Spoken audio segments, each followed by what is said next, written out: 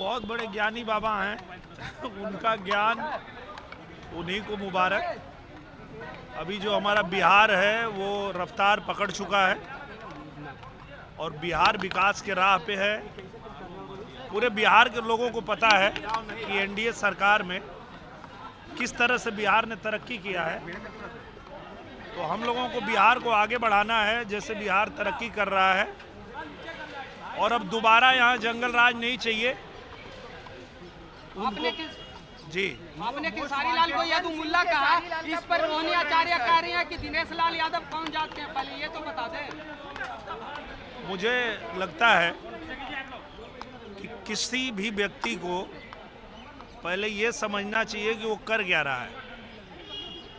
मैंने उनको इसलिए बोला क्योंकि आप विरोध करना है तो भाजपा का विरोध करिए। आप चुनाव लड़ रहे हैं, आप नीतीश जी का विरोध करिए। आप जिस प्रत्याशी से लड़ रहे हैं उसका विरोध करिए।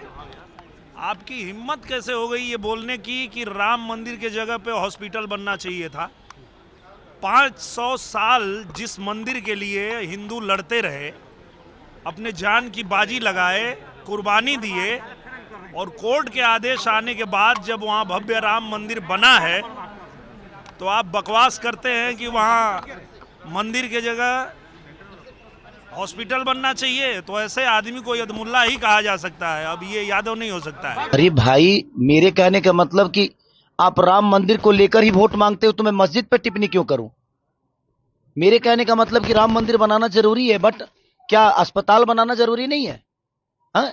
रोजी रोजगार जरूरी नहीं है? शिक्षा जरूरी नहीं है? रोजी रोजगार के लिए ट्रम्प को वोट करने जाएंगे हम कि आप ही को करेंगे? आप ही को किए हैं। मैं ये कह रहा हूं कि आप बनाइए, दुनिया में सारे हर जगह मंदिर बना दीजिए, लेकिन मंदिर से हमारे बच्चों का भविष्य तय हो जाएगा? मंदिर से अगर हमारे बच्चों का भविष्य तय होता है तो मैं चाहता हूं कि आप 200 मंदिर बिहार में बना डालिए और आप एक बच्चे का भविष्य तय करके बता दीजिए और दिखा दीजिए कि आपने कितने बच्चों का भविष्य उस मंदिर से किया है। मुझे कोई दुख नहीं है और ना ही मुझे कोई तकलीफ है। मैं कह रहा हूं अब बनाओ। भगवान दिल में होता है, श्रद्धा में होता है, मंदिर में सिर्फ एक मूर्ति होती है। तो इसलिए मैं कह रहा हूं कि आप सब कुछ बनाओ, सिर्फ मंदिर क्यों बनाओगे? सनातन कहने से इंसान नहीं होता है। हमारे दिनेश भैया कह रहे हैं कि मैं यदुमुल्ला हो गया, मैं यादव कुल का आदमी हूं ही नहीं। भाई, आप 10 साल बाद आपको सनातन याद आया। 10 साल पहले जब आप सिनेमा लाइन में थे और आज भी है, तो आप मुसलमान के कैरेक्टर में फिल्म क्यों करते थे? आपको नहीं करना चाहिए था। उस समय मुसलमान बुरे नहीं थे।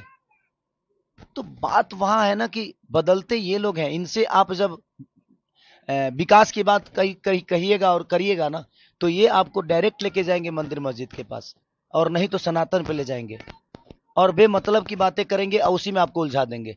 मेरे लिए पवन जी क्या बोले हैं, इससे विकास का कोई लेना देना नहीं है। मेरे लिए रवि भैया क्या बोले हैं, इससे विकास का कोई लेना देना नहीं है। वो हमारी आपस की बातें हैं, हम बातों में ना उलझें। मेरे कहने का मतलब कि उन लोगों से यही कहिए कि आप खेसारी को छोड़िए, आपका सरकार जो किया है उस पे चर्चा करिए, क्योंकि विषय उस पे है।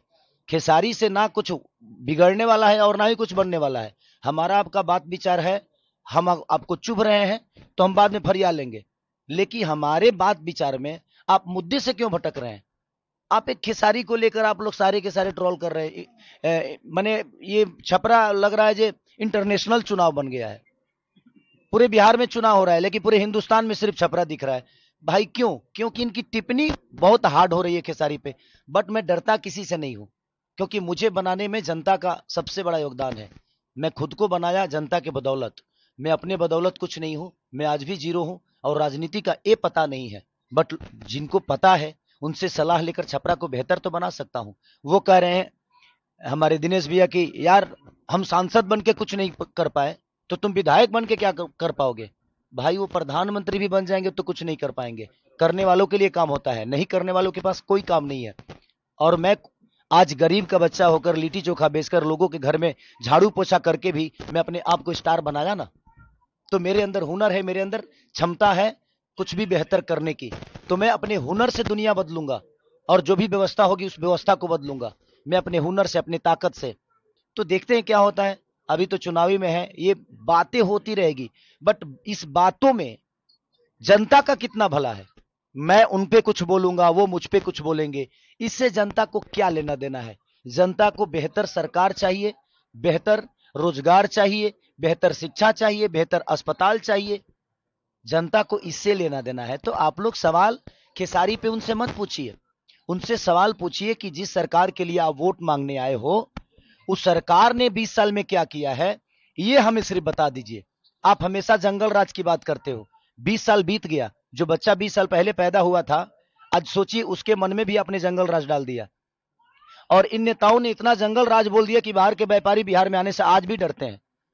छोड़िए ना, आप अब तो बुला देते, अभी तो जंगल राज नहीं है आप आपके हिसाब से, तो ये कौन सा मंगल राज है। तो ये जीते जी आपको नरक देंगे और मरने के बाद गोरखपुर में स्वर्ग की सीढ़ी लगा देंगे, हर हर महादेव करके जल जाओ। यही इनका फंडा है और उसी पे इनका चुनाव है। मत करिए, मैं कहता हूं कि मुद्दे की बात करिए आप। लोगों की भला कहां है, मेरा, रवि भैया का या मनोज भैया का, दिनेश भैया का या सम्राट चौधरी जी का या पवन जी का, बातों के विवाद से ना जनता का कोई लेना देना नहीं है। इसमें जनता का विकास नहीं छुपा है। ये बातें होगी, हम एक दूसरे पे कटाक्ष करेंगे, लड़ने के लिए, जीतने के लिए, मरने के लिए, लेकिन इसमें जनता का इतना फायदा नहीं है। तो मैं हमेशा से कहता हूं कि आप लोग भी सवाल करो तो मुद्दे की बात करो।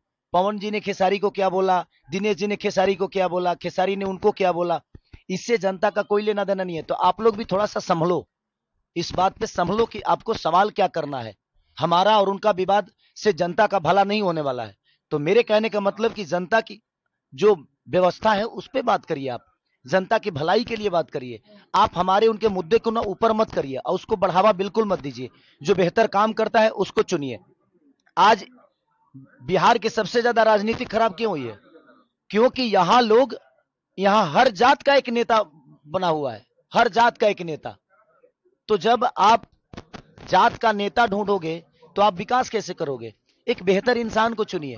बेहतर इंसान होगा, वो किसी जाति का है, उसका मोटो बेहतर है, उसकी सोच बेहतर है, तो आपके लिए बेहतर करेगा। और मुझे लगता है नेता तो अटल बिहारी वाजपेयी भी थे, वो किस जात के थे। आज अटल बिहारी वाजपेयी को कोई जात से बुलाता है क्या, भीमराव अंबेडकर को कोई जात से बुलाता है क्या, उनके काम को देखा जाता है। अब्दुल कलाम जी किस जाति से हर आदमी आदर्श मानता है ना। तो यार काम बेहतर करो ना। करने वालों के लिए ना बहुत काम है, नहीं करने वालों के लिए, करने वाले तो मौत में भी रोजी ढूंढ लेते हैं भाई, 5 लाख लेके मर्डर कर देते हैं। तो करने वालों के पास के लिए काम होता है, नहीं करने वालों के लिए ना कुछ काम नहीं है। तो ये कोई विषय नहीं है। उनसे जब भी सवाल करिए खेसारी पे मत करिए, और मेरे से भी सवाल करिए तो किसी स्टार और किसी नेता के लिए मत करिए। काम की बात करिए कि जनता का भलाई किस में है। हम शायद उस मुद्दा पे बात करेंगे तो उसमें जनता का भी भलाई होगा। Thank you so much.